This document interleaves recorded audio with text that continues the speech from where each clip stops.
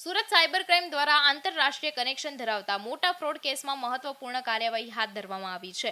કોન બનેગા કરોડપતિના નામે ચાલતા ઠગાઈના ગુનામાં આસામમાંથી 2 આરોપીની ધરપકડ કરવામાં આવી છે.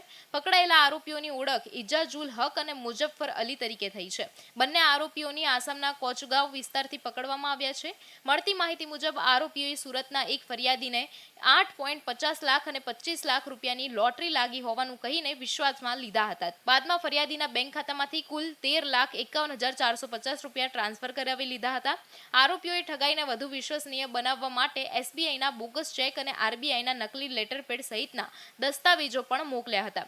સુરત સાયબર ક્રાઇમની ટીમને માહિતી મળી હતી કે આરોપીઓ ગુવાહાટીથી લગભગ 140 કિલોમીટર દૂર નગાઉ જિલ્લામાં છુપાયેલા છે. ત્યારબાદ પોલીસે ટેકનિકલ સર્વેલન્સ અને રેકીના આધારે અલગ અલગ લોકેશન પરથી બંને આરોપીઓને સફળતાપૂર્વક ઝડપી પાડી લીધા. હાલમાં પોલીસે સમગ્ર નેટવર્ક, પાકિસ્તાન કનેક્શન અને અન્ય સાગરીતોની દિશામાં વધુ તપાસ શરૂ કરી છે.